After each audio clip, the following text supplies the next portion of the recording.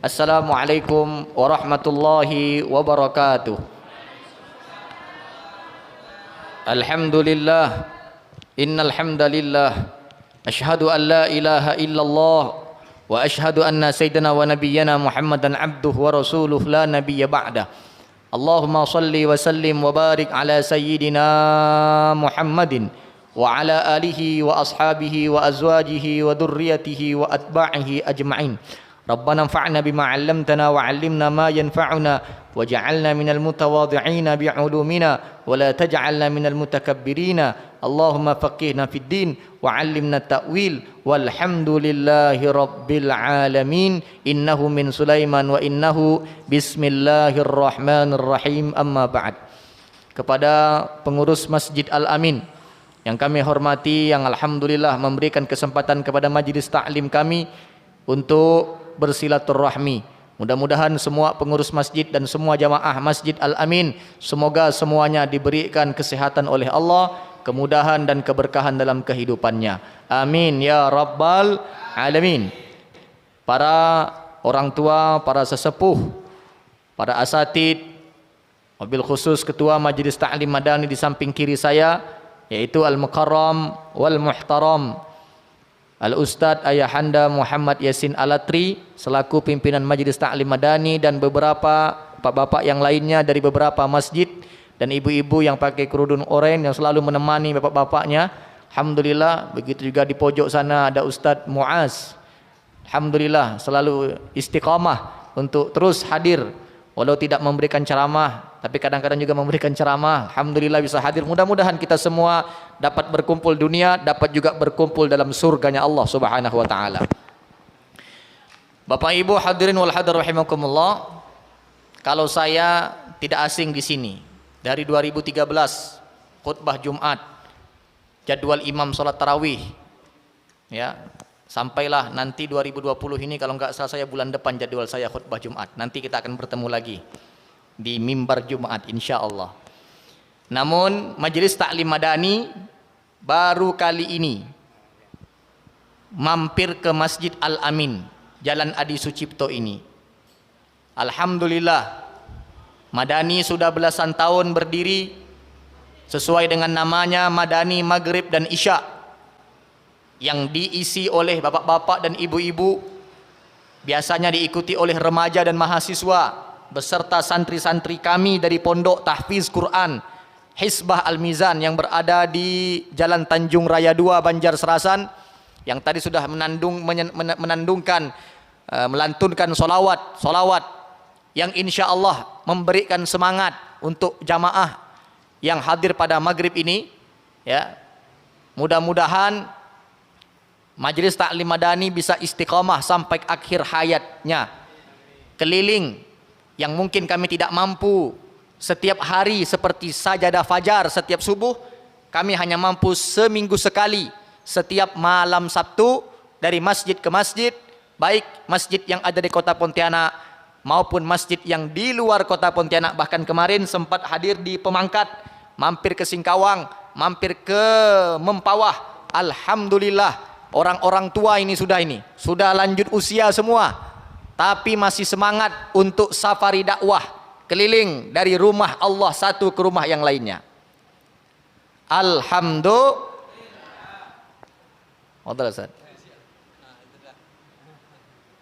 Siapa ini Pak? Ketua. Alhamdulillah, Ketua Masjid Al-Amin. Alhamdulillah. Baru ini saya ketemu sama ketua. Alhamdulillah, lama di sini baru ini ketemu ya. Mudah-mudahan sehat terus. Alhamdulillah, sesuai namanya Al-Amin. Amin terus pokoknya kita nih. Masya Allah. Dan masjid ini juga penuh sejarah. Dulu masjid ini biasa saja, tapi sekarang Masya Allah. Dulu sejadahnya tidak ada. Sampai berharap betul supaya tak ada sejadah, jadi supaya bukan karena corona dulu, bukan. Corona baru-baru ini aja. Dulu masjid ini tak punya sejadah supaya orang nyumbang. Alhamdulillah sekarang dari depan sampai belakang, ya, sejadahnya full dan lembut lagi. Nah, itu maksud corona itu, gulung sejadah maksudnya ganti yang baru, lem biru. Lempar beli baru. Masa iya? Ya, masjidnya cantik tapi sejadahnya kasar ketika kita sujud di dalamnya. Tak bisa khusyuk. Tapi kalau kayak begini Masya Allah, dari depan imam tadi maghrib mimpin sampai jamaah makmum di belakang tenang semua. Lama sujud pun tak apa-apa karena tak ada sakit kening kita. Bapak Ibu hadirin wal hadir rahimakumullah. Sebelum kita masuk pada ayat karena waktunya sangat singkat, saya ingin menyampaikan sebuah kisah nyata yang baru terjadi di depan mata saya pribadi. Apa itu? Tidak bermaksud untuk mengumbar aib, mengungkap kesalahan orang, tetapi untuk mengambil pelajaran. Saya nggak sebutkan namanya, ya, untuk menjaga martabat seseorang ini supaya kita bisa ambil hikmah. Apa itu ceritanya? Ada jamaah, seorang bapak haji. Ini orang ahli ibadah. Ini orang ahli sedekah. Ini orang ahli maulid. Setiap maulid itu ngadakan maulid bukan hanya di masjid tapi di rumahnya sendiri. Dan saya berkali-kali diundang di rumahnya. Singkat cerita, 3 minggu yang lalu ada seorang yang menelpon saya nomor yang tidak kita kenal, mengatakan video call, Ustadz, ada salam dari Pak Haji. Ini namanya. Terus kenapa? Tolong lihat kondisi terakhirnya. Begitu dia video, dia nampakkan kondisi abah ini. Jadi ada 3 layar kita, beliau yang nelpon, saya dan kondisi abah ini dalam keadaan terbaring, tidak bisa berdiri, jangankan berdiri, duduk pun tidak bisa. Saya melihat dari video call itu kamera, badannya bersisik, nggak bisa berbuat apa-apa, seakan-akan kena apa, kiriman sihir, siluman ular, kira-kira seperti itu. Maka saya pun penasaran. Saya katakan kepada anaknya, nak, bilang sama bapaknya, bisikkan kepada ayahnya, insya Allah dalam waktu dekat kami akan mampir di Sungai Dalam di rumahnya, nggak jauh dari sini. Ya, akhirnya singkat cerita, begitu kami sampai betul di rumahnya jam setengah 10 malam, apa yang terjadi? Saya melihat dengan mata saya sendiri, itu badannya memang bersisik, seperti mohon maaf, seperti kurapan, gatalnya luar biasa. Dari ujung kepala sampai ujung kaki, seluruh badannya gatal semua. Gak sampai di situ Pak Bu, kalau sekedar gatal biasa. Tapi dia punya badan disayat-sayat, seperti disilet-silet, luka semua. Sayatan silet, bukan disilet, bukan ditusuk pakai pisau, bukan. Kemudian saya angkat lengannya di bawah, mohon maaf, ketiaknya itu bolong sampai nampak tulang. Saya angkat pergelangannya, bolong lagi sampai nampak putihnya di dalam kulit itu. Ini penyakit apa? Dan yang lebih saya sedih lagi, itu tangannya tanpa saya sadari dan kedua kakinya diikat dengan perban oleh anaknya. Saya tanya, nak, kenapa diikat bapaknya? Apa bapaknya gila? Tidak. Apa bapaknya ngamuk-ngamuk? Tidak. Apa bapaknya suka kesurupan? Tidak. Apa yang menyebabkan kalian memasung atau mengikat tangan dan kaki bapakmu ini? Ustadz, bapakku ini kalau dibuka ikatannya dia akan menggaruk badannya sampai terluka. Jadi luka yang ada sayatan di badannya semua itu adalah hasil garukannya. Innalillah, ini musibah jarang ditimpa kepada manusia. Kemudian saya tanya, siapa yang mengurus bapak ini? Kamilah, istrinya sudah meninggal setahun yang lalu. Saya lupa, oh iya, pernah ngundang tahlilan malam ke-7. Anak yang pertama tamat kuliah, begitu ibunya meninggal langsung kesurupan kayak orang gila. Sekarang pendiam di kamar, tak mau keluar rumah. Anak yang kedua tamat SMA, laki-laki, belum bisa apa-apa. Anak yang ketiga laki-laki masih SD, rajin ibadah. Anak yang keempat SD juga, perempuan yang ngurus pembantunya. Lalu dapat gaji pembantu dari mana? Masih ada sisa-sisa uang dari kerjaan ayah. Terus bagaimana makannya? Kami makan. Siapa yang bantu? Siapa yang masak? Kamilah katanya. Kami berumah hanya berlima saja sama bapak katanya.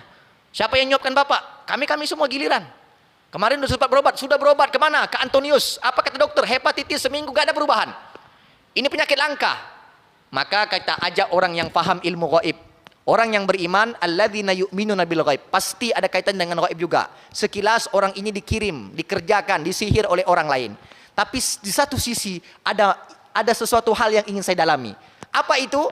Saya tanya sama anaknya, nak, bapak bisa bicara tidak? Bisa Ustadz, tapi ngeracau. Kadang-kadang nyambung, kadang-kadang tidak. Terus Saya mau tanya, bapak ini kerja apa? Saya lupa, kata bilang. Oh, bapak ini suka ngobat orang. Seorang tabib. Keliling dari mana ke mana, dari tempat daerah Pontianak sampai ke luar negeri. Kalau udah ada orang yang sakit pasti diambil. Subhanallah.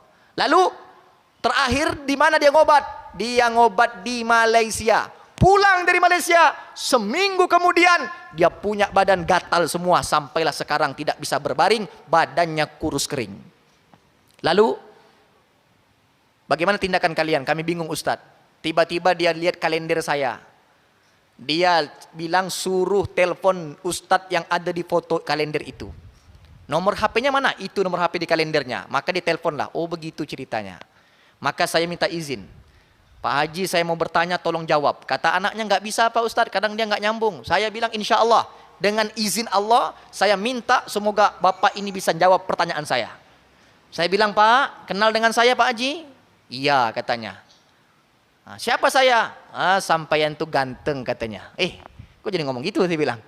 Ya, apa maksudnya Pak Haji? Sampaian itu pakai kopiah, pakai gamis, pakai surban. Saya kepengen kayak sampaian, katanya. Oh, terus Pak Haji, saya boleh tanya enggak? Boleh, katanya. Pak Haji, biasa ngobat orang kan? Iya, katanya. Kalau boleh tahu biasa, mohon maaf nih Pak Haji, tolong jawab Pak Haji. Jujur, dengan izin Allah Pak Haji akan bisa bicara. Dan nyambung dengan pertanyaan saya. Pak Haji, kalau orang berobat dengan Pak Haji bayar apa tidak? Bayar, katanya.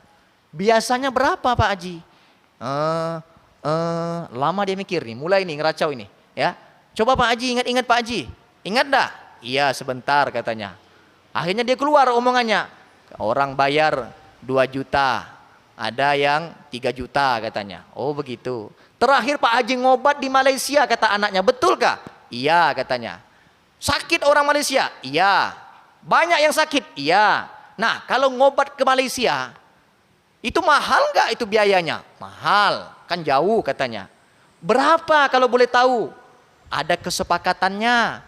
Kalau sembuh, ada bayarannya. Berapa Pak Haji? 60 juta. Ada yang 50 juta. Mohon maaf kalau ada yang kenal. Mohon maaf saya nggak sebutkan nama ya. Untuk menjaga aib seseorang. Saya bilang 60 juta. Kalau orang nggak mampu bagaimana? Apa Pak Haji tagih? Tagih sampai dia lunas, katanya. Oh begitu. Pak Haji ngobat pakai apa Pak Haji? Ayat Quran. Bisa Pak Haji bacakan ayat yang biasa Pak Haji obat untuk orang? Bisa. Coba Pak Haji bacakan. Allahu la ilaha illa huwal hayyul qayyum la ta'khudhuhu. Hafal di ayat kursi. Apalagi selain itu Pak Haji? Qul a'udzu birabbin nas. Qul a'udzu birabbil falaq. Hafal dia. Pak Haji kenapa sakit nih Pak Haji? Ada orang yang jahat sama Pak Haji ya? Iya, katanya. Ada orang yang tak senang dengan Pak Haji ya? Iya, kata dia bilang. Dah, ketahuan sudah. Satu sisi, menurut terawangan sahabat kami, orang tua kami yang kasyaf matanya, yang pandai menerawang, memang dia dikerjakan oleh orang Indonesia yang tinggal di Malaysia karena kemahalan matok harganya. Ya, dikirim. Bukan hanya bapaknya yang kena gatal, semua anak-anaknya, empat anaknya semua gatal, tapi nggak separah bapaknya. Ini mau betul-betul mau dibunuh nih satu keluarga ini. Tapi saya nggak sampai di situ aja yang mau saya kaji. Yang saya kaji tadi adalah tentang bapak ini mengobat orang dengan jumlah puluhan juta rupiah. Ya Allah ya Rabbi, ternyata apa yang selama ini kami sampaikan di khutbah-khutbah, wailun li ummati min ulama isu. Hati-hati, kata Rasulullah dalam hadisnya, celakalah bagi orang ulama, orang alim, orang yang berilmu, berbuat jahat. Kenapa? Karena punya ilmu, yarjuna tijaratan, dia menjadikan perdagangan, bisnis, usaha. Untuk apa? Untuk mencari keuntungan. Hati-hati. Ya. Berapa banyak dalam Al-Quran? La tashtaru bi ayati thamanan qalila. Jangan kau jual ayatku dengan harga yang murah. Orang sekarang salah paham. Oh, jangan jual ayat Allah dengan harga yang murah. Berarti kalau mahal, boleh. Jadi kalau mau ngobat orang, jangan letakkan harga yang paling murah. Letakkan puluhan juta rupiah. Innalillah. Ini gagal paham. Bahasa kampusnya keterbelakangan intelektual. Bahasa Melayu Pontianaknya buahlol. Bukan begitu maksudnya. Artinya apa? Qalila. Menurut para ulama ditafsirkan thamanan qalila. Harga yang murah itu adalah ad-dunya wa ma fiha. Dunia beserta semua isinya. Tidak boleh kau tukar ayat Quran dengan kenikmatan dunia. Tidak boleh kau tukar ayat Quran dengan pangkat jabatan dunia. Tidak boleh kau tukar, kau jual ayat-ayat Al-Qur'annya Allah untuk memperkaya kehidupan di dunia. Tidak boleh. Itu maksudnya sebenarnya. Saya tanya lagi, Pak Haji. Pak Haji insya Allah sembuh atas izin Allah, saya bilang. Pak Haji mesti yakin itu. Iya katanya. Saya mau tanya satu. Andai kata Allah kasih kesempatan Pak Haji untuk sembuh. Umur Pak Haji dipanjangkan oleh Allah. Dan belum mati saat ini. Saya mau tanya satu Pak Haji. Tolong jawab apa yang ingin Pak Haji lakukan. Maka secara spontanitas dia pun jawab, kalau saya sembuh, saya mau sedekah. Subhanallah. Di Quran surah Al-Munafikun, surah 63, di juz yang 28, hanya ada 11 ayat. Ayat yang ke-10-nya Allah Subhanahu wa taala telah berfirman, A'udzu billahi minasyaitonir rajim. Bismillahirrahmanirrahim. Wa anfiqu mimma razaqnakum min qabli an ya'tiya ahadakumul maut. Wa anfiqu, infaklah, sisihkanlah harta yang telah diberikan oleh Allah. Usaha, hasil kerja, tiap minggu, tiap bulan dapat untung, sisihkan, infakkan, min qabli ayyatiya ahadakumul maut, sebelum mati menjemputmu, sebelum malaikat maut mencabut nyawamu. Kenapa? Fayaqula rabbi laula akhartani ila ajalin qarib. Karena saat kau nanti mau sekarat, saat kau udah stroke, saat kau tak bisa lagi berdiri, tak bisa duduk, maka kau akan berkata, ya Allah, tunda sebentar lagi kematianku. Ya Allah, jangan kau kirimkan malaikat maut mencabut nyawaku. Kenapa? Karena aku ingin melakukan sesuatu. Sesuatu apa yang ingin kau lakukan? Fa as-saddaqa wa akum minas salihin. Aku pengen sedekah. Ayat ini udah masyhur. Di mana-mana saya ceramah saya sampaikan ayat ini. Sedekah. Kenapa sedekah? Kenapa tidak yang lainnya? Kenapa enggak umroh? Kenapa enggak haji? Kenapa sedekah kalau orang mau sekarat? Ternyata para ulama memberikan tafsirannya banyak fadilah. Kalau orang udah sekarat dia pengen sedekah. Sedekah memudahkan seseorang saat menghadapi nazak sakaratul mautnya. Sedekah ketika dia rajin bersedekah, maka nanti dia akan masuk dalam surga. Pintu yang paling terbanyak adalah pintu sedekah. Itu untuk orang-orang yang ingin masuk surga. Walaupun ada pintu puasa, ada pintu amal ibadah yang lainnya, tapi pintu sedekah paling banyak disediakan untuk orang-orang yang ahli sedekah. Dan masih banyak lagi manfaat-manfaat yang lainnya dengan sedekah. Bahkan dikisahkan yang sering kita dengar, ada nanti anak yang akan meminta kepada Allah untuk tidak masuk surga lebih dulu. Kenapa? Karena aku bisa sukses, bisa jadi ustadz, bisa kuliah, ada orang kaya yang dermawan bersedekah. Aku minta ya Allah suruh dia dulu masuk surga sebelum aku masuk surga, atau minimal bersama-sama agar kami berdua masuk surga. Sebab aku bisa menjadi seperti ini karena ada orang yang dermawan yang bersedekah kepadaku. Masya Allah, ini luar biasa ya. Ini sering kami sampaikan di pengajian-pengajian Madani, juga kami sering sampaikan. Tapi hari ini kami dengar langsung orang yang sekarat bisa ngomong nyambung, biasa ngeracau, dengan izin Allah dia ngomong begitu, saya pengen sedekah. Dia yakin hartanya banyak yang belum disedekahkannya, hartanya banyak yang belum dizakatkannya. Dia takut kalau dia mati nanti nggak ada amal ibadahnya, nggak ada teman setia di alam kuburnya, nggak ada amal jariyahnya yang akan memberikan keringanan dalam kuburannya, yang akan memberikan keringanan saat yaumul mahsyarnya, yang akan memasukkan dia dalam surganya Allah Subhanahu wa taala. Shallu ala Nabi Muhammad. Ini luar biasa ya. Maka saya bilang, Pak Haji, saya hanya bisa berdoa. Nanti ini ada orang yang paham kasyaf mata, Nanti dia yang akan mengembalikan barang-barang kiriman yang tak bagus untuk Pak Haji ini. Nanti dia yang akan menyampaikan, dibalikkan ke tempat yang asalnya. Ya, kita nggak mencelakakan orang yang ngirimnya, kita hanya balikkan ke tempat asalnya saja. Saya hanya bisa berdoa Pak Haji. Mudah-mudahan Pak Haji diberi kesembuhan, saya bilang. Ala kulli hal, dengan izin Allah Subhanahu wa taala, 1 minggu yang lalu saya ditelepon sama anaknya di WA, kata anaknya, "Pak Ustadz, ayah saya sudah mendingan. Sekarang udah agak sehatan, tapi gatalnya masih lah," katanya. "Baik, kalau nanti saya ada waktu lagi, saya akan mampir lagi ke sana," saya bilang. Ya, saya pengen lihat kondisi ayahnya lagi. Tapi sementara masih belum, saya bilang. Subhanallah. Nah, jangan pula habis ini nanti datang pula ke tempat saya pula nanti pula. Oh, ramai ini Ustadz pandai ngobat. Bukan saya ngobat. Yang ngobat ada orang yang ahli, yang kasyaf. Tidak semua ustadz yang kasyaf mata batinnya, yang bisa melihat mata batin rohnya, nggak bisa. Ya, hanya orang-orang tertentu. Buka dalam surah Al-Anfal itu, yas'alunaka 'anir ruh. Orang-orang Yahudi bertanya kepada Rasulullah, bertanya tentang roh. Qulir roh min amri rabbi. Roh itu nggak bisa kau tahu, karena itu urusan Tuhanmu.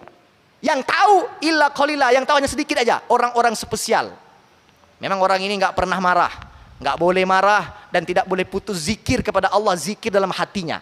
Sedikit pun, sedetik pun tidak boleh putus. Hanya orang-orang tertentu. Nah, saya walaupun seorang ustadz belum sampai levelnya ke situ itu. Ya, kita hanya bisa meruqyah, hanya bisa berdoa saja. Dengan izin Allah, Allah berikan kesembuhan. Sama dengan Brimob yang di Adi Sucipto nih. Suami istri datang ke Pondok Tanjung Raya, nangis-nangis. Penyakitnya apa, Pak? Hah? Kenapa nangis? Penyakit, sakit. Saya bukan dokter. Ustadz mungkin punya amalan, punya zikir khusus untuk penyakit katanya. Udah berobat sudah? Sudah. Apa penyakitnya? Ingus, meleleh tiap malam. Saya sudah cerita ini di mana-mana. Ingus apa, Pak? Ingus pun meleleh. Ini bukan sembarang ingus. Ingus istri saya kalau di atas jam 9 malam meleleh terus sampai subuh penuh 1 centong. Bawa ke THT, di center hidung, nggak ada apa-apa, nggak ada pembengkakan, nggak ada nanah. Dibawa ke penyakit dalam, nggak ada apa-apa, nggak ada masalah, nggak ada penyakitnya. Apa kata dokter? Alergi saja. Minum obat alergi, nggak ada manfaatnya. Setahun lebih saya udah berobat kemana-mana, tak ada hasilnya. Berarti kalau udah setahun lebih banyak duit habis, banyak. Kalau udah duit habis ngapa datang ke ustadz?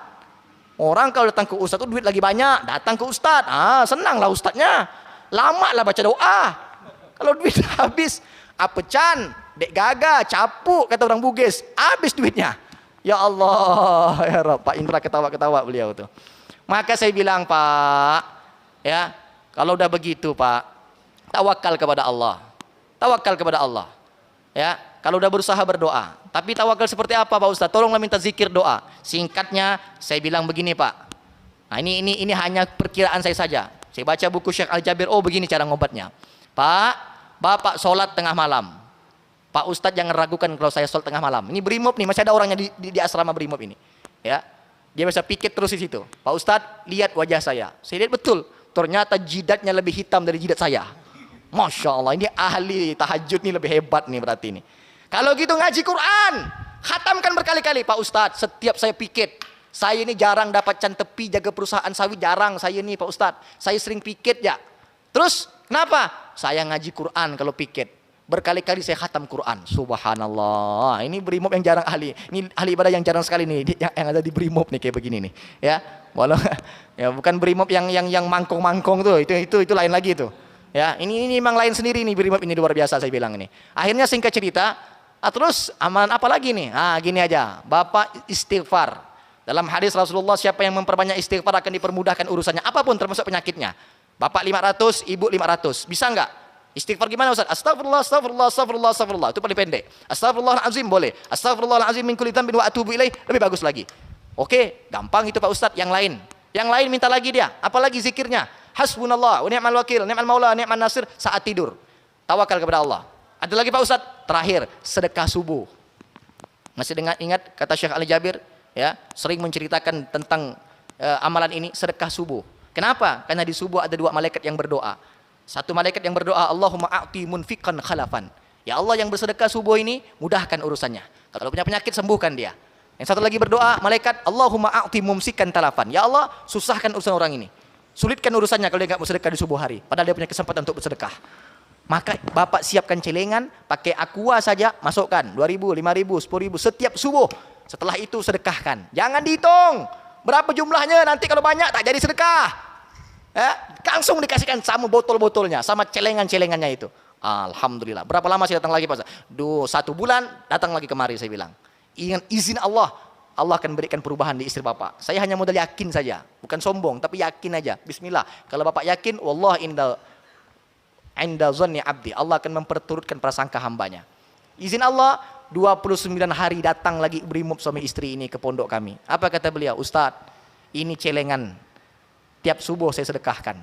Pas besok 1 bulan saya sedekahkan hari ini. Kenapa hari ini? Kenapa enggak besok? Kabar gembira. Kabar gembira apa? Jangankan 1 centong, 1 tetes pun sudah tidak ada lagi keluar dari hidung istri saya. Takbir. Subhanallah. Ini sedekah yang luar biasa. Maka Bapak Ibu kita yang tua-tua nih ya, bukan kita sih, bapak-bapak sih sebenarnya. Ya, iyalah kepala 3 dah sudah nih. Saya ada 31 tahun dah, tua juga sudah. Anak saya udah 4. Kalah bapak-bapak di sini. Yang ada yang masih 2, 1 ya anaknya. Saya udah 4, muda-muda begini udah 4 anak saya. Ya. Kalau cucu dari santri udah ada santri saya yang udah menikah. Anak 1, anak 2 sudah semua. Nah, kalau beliau jangan tanya lagi, ini sesepuh sudah beliau ini. 60 lebih sudah umurnya, ya. 70 lebih sudah. Bapak Ibu. Oh, baru 50 lebih ya. Pak Indra ini ngacau nih. Bapak Ibu hadirin wal hadirat rahimakumullah. Maka kami yang tua-tua di Madani ini nggak ada lagi yang mau dikerjakan. Di rumah apa dibuat? Ya. Ada yang masih lengkap pasangannya, ada yang sudah meninggal salah satu pasangannya. Maka menghabiskan apa? Menghabiskan sisa umur ini. Untuk apa? Untuk ibadah. Mau sedekah 1 masjid, tak ada pula duitnya. Pak Indra ya. Mau sedekah banyak harta, tak mampu juga.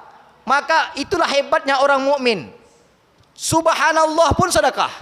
Alhamdulillah pun sedekah. Luar biasa. Ya. Anda yang bisa bersedekah dengan harta, afdol, lebih baik. Anda yang bersedekah dengan tenaga, luar biasa. Maka Madani ini datang nggak berharap apa-apa. Mana ada pejabat-pejabat di Madani ini? Mana ada anggota dewan di Madani? Nggak ada. Niatnya nggak ada cari popularitas, nggak ada yang cari masa, nggak ada niat kami di Madani ini. Betul-betul hanya untuk menghabiskan umur berkeliling dakwah ke rumah-rumah Allah. Ini saya saksikan sendiri. Madani, saya bukan orang asli pengajian Madani, saya hanya ngikut sebenarnya. Kita bergabung dah 3 tahun 4 tahun yang lah bergabung di Madani ini. Saya perhatikan orang-orang Madani ini, subhanallah. Bukan saya memuji, tapi mereka yang ada mobil, keluar mobilnya, ya, yang ada bensin, ngisi bensinnya, bahkan kadang-kadang ada rezeki bawa sembako untuk jamaah yang hadir di majelis taklimnya, luar biasa. Keluar dengan modal sendiri hanya untuk menghabiskan umur berdakwah keliling. Kalau Ustaz Muaz ini bergabung juga, alhamdulillah, ya, bisa bergabung. Nggak ada niat yang lain, untuk dakwah saja keliling, menghabiskan umur, ya. Kenapa? Karena beruntunglah orang-orang yang di akhir kehidupannya menghabiskan dengan amal ibadah. Innamal a'malu bil khawatim. Jangan yang tahu cuma bin niat ya. Innamal a'malu bin niat, itu lain lagi hadisnya. Nah, ini ada hadis pendek, itu panjang. Innamal a'malu bil khawatim. Sering kami sampaikan hadis ini. Sesungguhnya amal perbuatan tergantung pada penghujungnya. Artinya apa? Rugi kau anak muda. Anda ada anak muda nih. Mana ada anak muda nih? Anak kecil aja yang ada. Rugi. Anak muda dia habiskan untuk ibadah, begitu masa tuanya diam-diam di rumah. Aku udah tua, untuk apa lagi ke masjid? Di rumah aja lah. Mestinya kalau kau udah tua, justru makin rajin ke masjid. Aku udah tua, nanti aku kena corona. Ya, tapi rokok jalan terus. Rokok menyebabkan mati, corona menyebabkan mati. Corona ditakuti, rokok diisapi. Ya Allah, begitu mati padahal kena rokok sebenarnya itu. Jantungnya rusak, tapi kena begitu tes swab, corona positif akhirnya. La haula. Mestinya makin tua, makin istiqomah. Makin tua, makin diisi setiap jam dengan ibadah. Di masjid ngaji, ya, sholat, balik ke rumah, ambil Quran, ngaji lagi. Begitu masuk waktu sholat, datang lebih awal. Kan orang-orang tua begitu biasanya. Jumatan, jangan tanya kalau orang tua yang dahulu. Lebih awal jam 11 udah nongkrong di masjid. Beda dengan orang tua sekarang, ikut-ikutan anak muda. Udah azan kedua baru datang. La haula. Udah khutbah Jumat yang kedua baru tiba. Bukan orang tua sini, bukan. Ada orang tua sana jauh. Ya Allah, ini tak ingat mati namanya. Ya, udah tua itu pasti tinggal nunggu mati. Nggak ada nunggu apa lagi, nunggu kaya. Tak lama. dia merasakan kekayaannya. Mau merasa balik muda lagi? Enggak mungkin. Laqad khalaqanal insana fi ahsani taqwim. Sungguh kami ciptakan manusia itu dalam keadaan yang sempurna. Dia bayi, kemudian naik umurnya setahun, 2 tahun, 3 tahun bisa bicara, bisa jalan. Mulai dia 6 tahun, 7 tahun masuk sekolah, SMP, SMA, kuliah, remaja, dewasa, badannya besar, tinggi, kuat, luar biasa. Begitu sudah tua, tsumma radadnahu asfala safilin. Kemudian kami akan kembalikan manusia itu ke tempat yang serendah-rendahnya. Artinya apa? Satu, kata para ulama, maknanya manusia memang bagus penciptaannya. Saat dia remaja, saat dia muda, dia punya kekuatan tenaga. Tapi saat dia sudah tua, kami kembalikan lagi saat dia lahir di dunia seperti anak kecil. Apa enggak kesian itu, Pak? Ya, Bapak minta panjang umur, panjang umur. Paham enggak panjang umur itu maknanya? Kalau panjang umur artinya umurnya dimanfaatkan untuk ibadah, silahkan. Tapi kalau panjang umur hanya bertambah, umur segini aja udah peot-peot, udah bungkuk-bungkuk, udah makan tak bergigi tinggal 2, ya, tak ada nikmat lagi, dah hidup di dunia masih minta panjang umur lagi. Mau berapa umurnya? Bukan umur yang dipikirkan lagi, tapi amal ibadah sampai di mana? Udah cukup apa belum? Pastikan, ya, tidak ada waktu yang kita lakukan kecuali semua bernilai ibadah di mata Allah Subhanahu wa taala. Illa di ayat itu, kecuali siapa itu? Alladzina amanu wa amilus solihat. Makna yang pertama, orang-orang yang beriman dan beramal soleh itu maka nggak akan diberikan tempat yang paling rendah. Ya, nggak akan. Kalaupun di masa tuanya sakit, sakitnya itu menggugurkan semua dosa-dosanya supaya dia mati nggak ada lagi dosa. Ya, yang ada hanya sisa pahala. Mudah-mudahan kita termasuk di dalamnya. Maka Bapak Ibu jangan bilang, Ustadz, doakan saya minta angkat penyakit. Saya bukan Allah yang bisa ngangkat penyakit. Penyakit itu pasti akan diberikan oleh kita semua. Yang dipinta itu seperti sahabat Nabi, ya Allah, berikan aku penyakit yang tidak menghalangiku, la yamna'u ilam baitik, yang tidak menghalangiku untuk datang ke Ka'bah, wala ila masjidin nabiyik, yang tidak menghalangiku untuk ke Masjid Nabawi, wala ila sabilik, dan tidak menghalangiku untuk berjihad di jalanmu. Jadi kalau ada penyakit, tolong ya Allah, jangan penyakit yang membuat kita berat untuk datang ke rumah Allah. Jangan datangkan penyakit yang membuat kita terhalang untuk ibadah. Tolong ya Allah, penyakit yang betul-betul hanya sekedar penyakit menggugurkan dosa-dosa kita semua. Mudah-mudahan kita semua diberi kesehatan oleh Allah, dan penyakit yang tidak bermanfaat, penyakit yang maksudnya akan menghalangi kita untuk ibadah, mudah-mudahan dijauhkan dari dalam kehidupan kita dan keluarga kita serta anak keturunan kita. Amin ya rabbal alamin. Subhanakallahumma wa bihamdika asyhadu an la ilaha illa anta astaghfiruka wa atubu ilaik. Mudah-mudahan bermanfaat untuk kita semua. Wallahu muwaffiq ila aqwamit thoriq. Assalamualaikum warahmatullahi wabarakatuh. Insyaallah malam Sabtu depan di Masjid Nurul Huda, Jalan Ampera mana nih? Ampera Kota Baru, ya. Bagi jamaah yang tidak berhalangan hadir dan ingin bergabung, dipersilahkan, ya, mewakili dari beberapa masjidnya di Masjid Nurul Huda, Jalan Ampera Kota Baru, insyaallah. Sekian, terima kasih sekali lagi. Assalamualaikum warahmatullahi wabarakatuh.